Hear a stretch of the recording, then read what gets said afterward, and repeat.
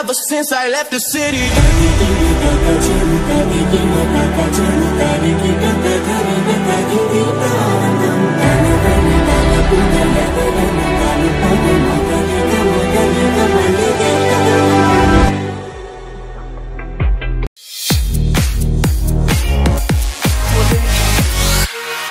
Hello everyone, আসসালামু আলাইকুম সবাইকে। নতুন একটি ভিডিওতে আপনাদেরকে স্বাগতম। অনেকদিন পর আবার একটি ব্লগ নিয়ে হাজির হলাম। রিসেন্টলি আমরা গিয়েছিলাম থাইল্যান্ড। সো এই থাইল্যান্ড ট্যুরের প্রতিটি মুহূর্ত এবং আমাদের কাটানোর সময় এবং দেখা জায়গাগুলো আপনাদের সামনে তুলে ধরব। আমরা সরাসরি ঢাকা টু ফুকেটের টিকিট কেটেছিলাম, যেখানে ব্যাংককের ডংমং এয়ারপোর্টে আমাদের একটা 2 ঘন্টার ট্রানজিট এবং এরপর ফুকেটের ফ্লাইট। তো আমরা যথাসময়ে ফ্লাইটে চড়ে বসলাম এবং ফ্লাইটটিও সঠিক সময়ে উড়তে শুরু করলো। প্রায় 2.5 ঘন্টা পর আমাদের আকাশে ধরা পড়লো ব্যাংকক শহর। ব্যাংককের ডংমং এয়ারপোর্টে ইমিগ্রেশন শেষে আমরা চেপে বসলাম ফুকেটের ফ্লাইটে। আমাদের ফুকেটের ফ্লাইট ছিল সকাল 7:30টায়। এখন আমরা ফুকেটের দিকে যাচ্ছি। এই দেখতে দেখতে আমরা মাত্র 1 ঘন্টার মধ্যে ফুকেটে এখন ল্যান্ড করছি। ফুকেটের আবহাওয়া অত্যন্ত মনোরম এবং দৃশ্য নয়নাভিরাম। দেখতে পাচ্ছেন আমরা এখন আস্তে আস্তে ফুকেটে ল্যান্ড করছি।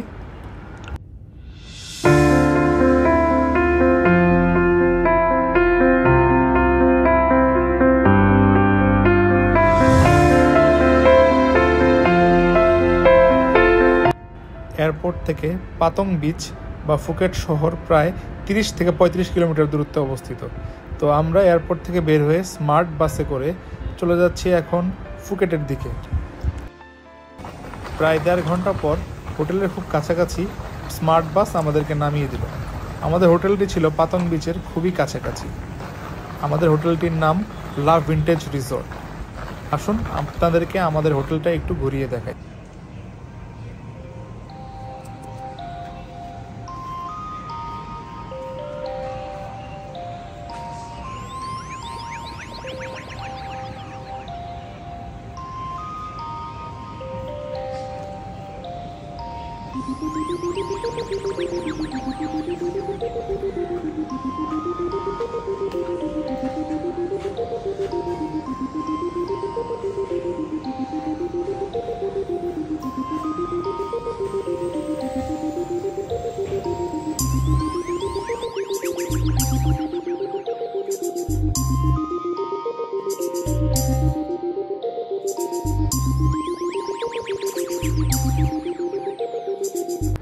খুবই সুন্দর এবং সাজানো গোছানো ছিল আমাদের এই হোটেল।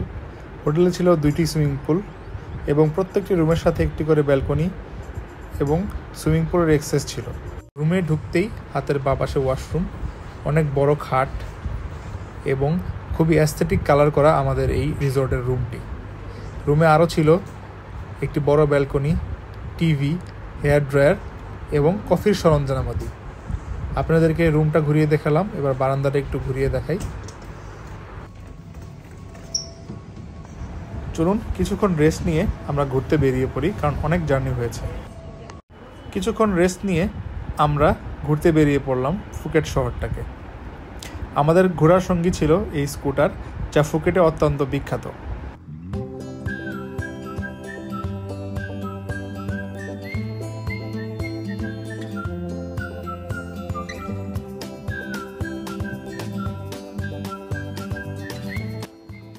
ফুকেটের রাস্তা ভয়ঙ্কর সুন্দর।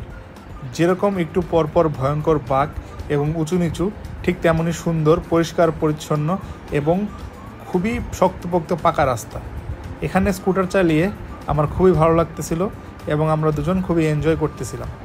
আপনারা দেখতেই পাচ্ছেন কত সুন্দর রোড।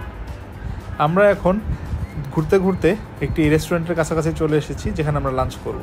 রেস্টুরেন্টটি একদম কালিম বিচের পাড় ঘেঁষে এবং খুবই সুন্দর এবং প্রাকৃতিকভাবে সাজানো গোছানো এই রেস্টুরেন্টটি। এখানেই আমরা আমাদের দুপুরের লাঞ্চ সারব। আপনারা দেখতে পাচ্ছেন একদম সমুদ্রের কোল ঘেঁষে এই রেস্টুরেন্টটি। চলুন আপনাদেরকে রেস্টুরেন্টটা একটু ঘুরিয়ে দেখাই।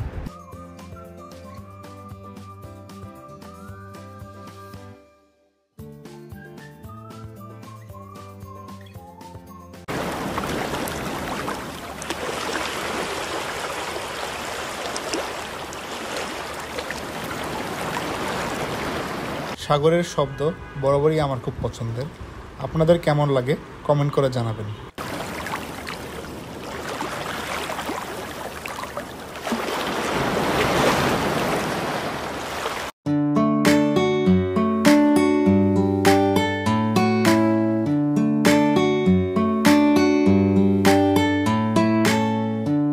আমরা দুপুরে লাঞ্চের জন্য অর্ডার দিয়েছিলাম ফ্রাইড রাইস, একটি বিশাল ফিশের বারবিকিউ এবং প্রন সাথে সফট ড্রিঙ্কস।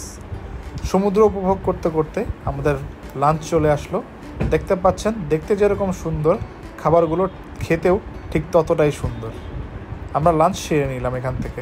দিনের বাকি সময়টুকু বিভিন্ন বিচ ঘুরে সন্ধ্যায় আমরা চলে গেলাম ফুকেটের সবচেয়ে happening place, yes you guessed it right, Bangla Road বা Bangla Walking Street, Patong Beach. Patong Beach ঘুরতে ঘুরতে আমাদের প্রায় রাত 9:30 বেজে গেল। এরপর আমরা চলে গেলাম পাতং সি ফুড মার্কেটে।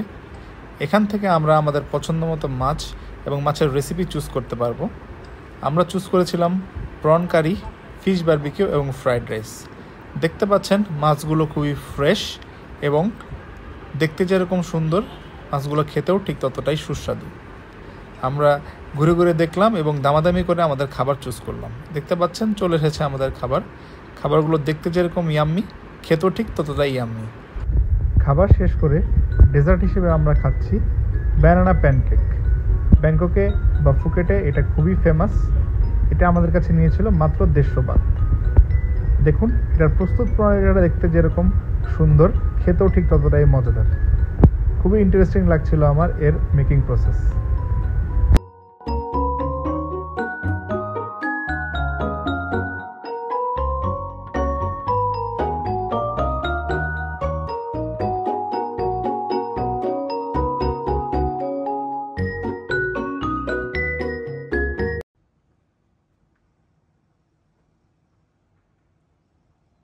খুব সকালে আমরা ঘুম থেকে উঠে গেলাম, কেননা 7:30টায় আমাদের মাইক্রোবাস চলে আসবে। মাইক্রোবাসে আমরা উঠে পড়লাম যথাসময়েই। এই মাইক্রোবাসটি আমাদেরকে ফেরি পায়ারে নামিয়ে দিবে, যেখানে আমাদের স্পিড বোট আমাদের জন্য অপেক্ষা করছে ফিফি আইল্যান্ড নিয়ে যাওয়ার জন্য। গতকালকে এসেই আমরা ফিফি আইল্যান্ডের ট্রিপ প্যাকেজটি বুক করে রেখেছিলাম। ন্যাশনাল পার্ক সহ আমাদের পার পারসন টিকিট নিয়েছিল মাত্র 1500 বাত, অর্থাৎ দুজনে 3000 বাত। আমরা চলে এসেছি এশিয়া মেরিনা পায়ারে। এখান থেকে আমাদের ফিফি আইল্যান্ডের স্পিড বোট ধরতে হবে। প্রচুর বার্গেনিং করেছিলাম আমরা, এজন্য আমরা মোটামুটি ভালোই কম দামে পেয়েছি। তো এর মধ্যে ইনক্লুডেড হচ্ছে সকালের ব্রেকফাস্ট, আমাদের লাইফ জ্যাকেট সহ স্পিড বোটে যাওয়া আসার রিটার্ন টিকিট এবং ফিফি আইল্যান্ড সহ 7টি স্পট আমাদেরকে ঘুরিয়ে দেখাবে। তো আমরা চলে এসেছি আমাদের পায়ারে। দেখতে পাচ্ছেন অনেক মানুষ কয়েকটি ধাপে ধাপে গ্রুপে গ্রুপে আগাবে। আমাদের সকালে ব্রেকফাস্টে দিয়েছিল বিভিন্ন রকমের জুস, কফি, বিস্কিট এবং পানি। সবাইকে একটি করে সি সিকনেসের মেডিসিনও দেওয়া হয়েছিল, যাতে সবাই সমুদ্রের জার্নিটাকে উপভোগ করতে পারে। এখন যাকে দেখতে পাচ্ছেন ওর নাম হচ্ছে টনি। ও আমাদের আজকের এই ট্যুরের সারাদিনের গাইড।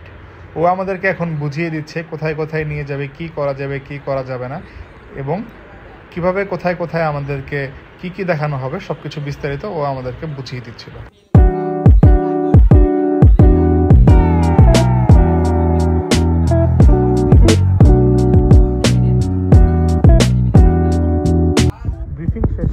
আমরা এখন আস্তে আস্তে এগিয়ে যাচ্ছি আমাদের স্পিড বোটের দিকে। সবাই সুন্দর লাইন মেনে আমরা স্পিড বোটের দিকে এগিয়ে যাচ্ছি। আমার শুধু বারবার মনে হচ্ছিল এটা যদি বাংলাদেশ হতো তাহলে কেমন অবস্থা হতো। এর জন্যই ট্যুরিজমে থাইল্যান্ড পুরো পৃথিবীতে নাম্বার 1। আমাদের স্পিড বোট সঠিক সময়ে ছেড়ে দিল। আমরা এখন খুবই উদ্দীপনা নিয়ে এগিয়ে যাচ্ছি ফিফি আইল্যান্ডের দিকে। সমুদ্রের জার্নি এমনিতেও আমার খুবই ভালো লাগে, আর ওদের স্পিড বোট খুবই ফাস্ট।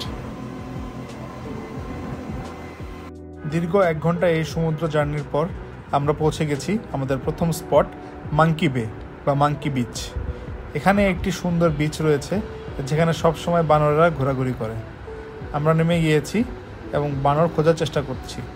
এখানে আমাদের পাশাপাশি আর অনেক স্পিডবোটের অনেক যাত্রী নেমে এই সুন্দর জায়গাটি উপভোগ করছে, ছবি তুলছে এবং ক্যামেরাবন্দি করছে নিজেদের স্মৃতির জন্য। দেখতে পাচ্ছেন একদম সাদা বালি প্লাস নীল পানি, খুবই সুন্দর, মনোরম এবং নয়নাভিরাম। দেখতে দেখতে আমাদের সামনে চলে এসেছে একটি বানর সাহেব।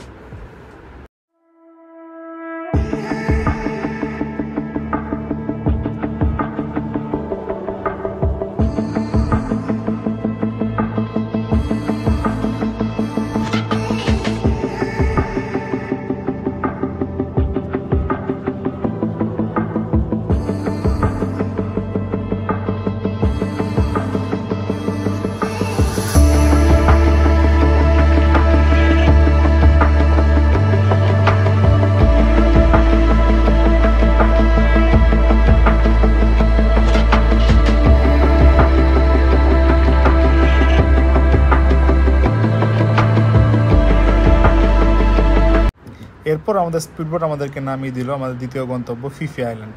ফিফি আইল্যান্ডে কোনো মোটর কার নেই, এখানে ঘুরতে হলে আপনাকে পায়ে হেঁটে ঘুরতে হবে। তো আমরা দুজন আমাদের মতো ঘুরতে ঘুরতে আমাদের লাঞ্চের স্পটটা খুঁজে বের করতেছি। বলে রাখা ভালো, আমাদের এই প্যাকেজের সাথে আমাদের দুপুরের বুফে লাঞ্চ ইনক্লুডেড ছিল।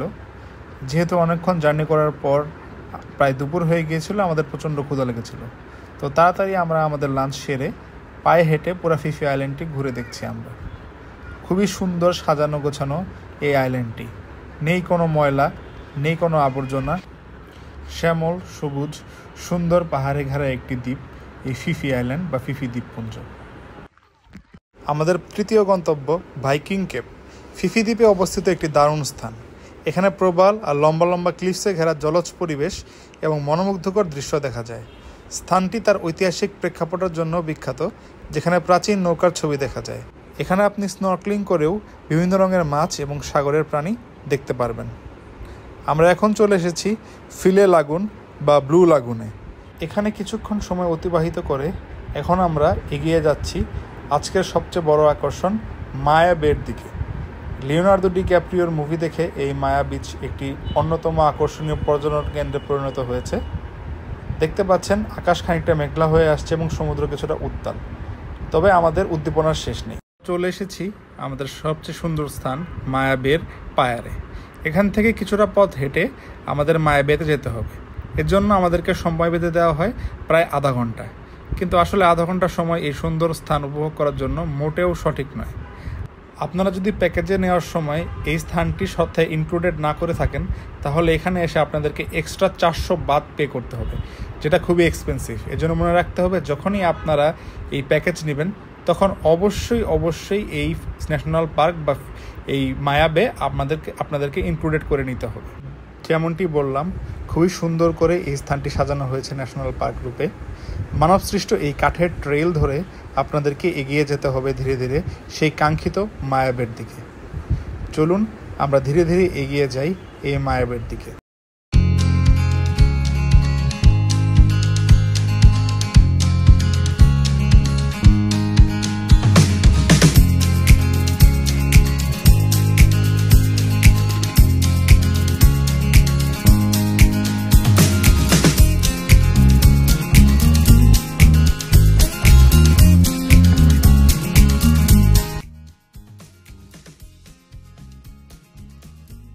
মনে রাখতে হবে, মায়াবেতে কিন্তু সাঁতার কাটা নিষেধ এবং সমুদ্রে নামাও নিষেধ। যদি এখানে আপনি নামেন এবং আপনি ধরা খান, তাহলে আপনাকে 1000 বাত জরিমানা দিতে হবে। মায়াবে মূলত চারপাশে উঁচু পাহাড়ে ঘেরা উজ্জ্বল নীল পানি এবং সাদা বালির একটি সৈকত। এখানকার পরিবেশ দর্শকদের মনোমুগ্ধ করে। এই জায়গাটি সংরক্ষণের জন্য বিশেষ নিয়মাবলী রয়েছে, অবশ্যই এগুলো পালন করতে হবে। এবার আবার আমাদের প্রায় 40 মিনিটের একটি যাত্রা এবং আমাদের সর্বশেষ গন্তব্য কো আইল্যান্ড। আমরা এখন এগিয়ে যাচ্ছি কো আইল্যান্ডের দিকে। প্রায় 40 মিনিট জার্নি করার পর আমরা চলে এসেছি কো আইল্যান্ডের কাছাকাছি। আমাদের এই স্পিডবোট এখন তীরে ভিড়ানোর জন্য অপেক্ষা করছে। খুবই সুন্দর একটি ছোট্ট দ্বীপ এই কো আইল্যান্ড। মূলত এটি একটি রেস্টুরেন্ট এবং প্রাইভেট বিচ।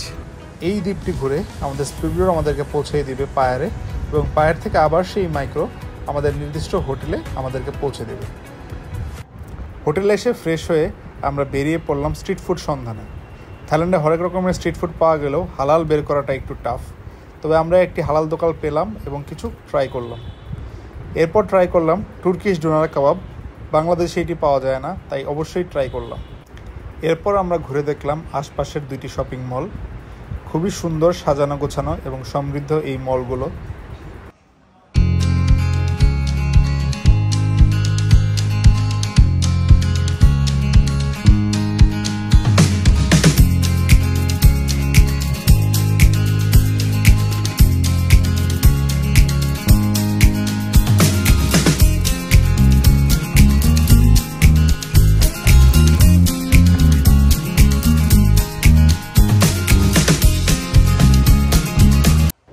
পূর্বের ন্যায় বাইক ভাড়া করে আমাদের তৃতীয় দিনের প্ল্যান ওল্ড ফুকেট টাউনটা ঘোরা, সাথে সাথে বিগ বুদ্ধা এবং আরও কিছু মন্দির রয়েছে, এগুলো ঘুরে দেখা। বুদ্ধা থেকে পুরো ওল্ড ফুকেট টাউনটা দেখা যায়।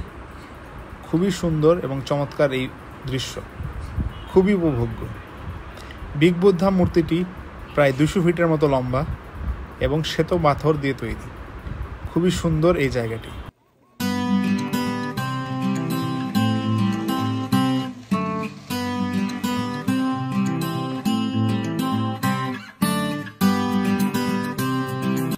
বিগ বুদ্ধা থেকে ওল্ড ফুকেট যাওয়ার সময় চোখে পড়ল এই মন্দিরটি। খুবই সুন্দর কারুকার্য করা এবং পাথরের বিভিন্ন রকমের মূর্তি সহ খুবই সুন্দর এই মন্দিরটি। আমরা কিছুক্ষণ ঘুরে দেখলাম, আশপাশটা খুব ভালোই লাগছিল।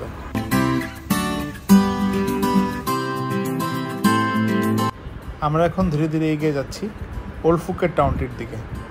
টাউনটি কিন্তু অনেক পুরনো, প্রায় ব্রিটিশ আমলের, এবং এখানে একটি অ্যাস্থেটিক ভাইব আছে। এখন আমরা যাচ্ছি ক্লক টাওয়ারের দিকে। এই চলে এসেছি ফুকেটের ঐতিহাসিক ক্লক টাওয়ার। এখানে ছবি তুলতে অনেক ভিড় এবং অনেক লাইন থাকে, সো একটু সময় নিয়ে অপেক্ষা করে আমরা এখানে ছবি তুলতে পারলাম। অতঃপর এই স্থানটি কিছুক্ষণ পর্যবেক্ষণ করে আমরা আমাদের দুপুরের লাঞ্চ সেরে চলে যাব ফুকেটের দিকে।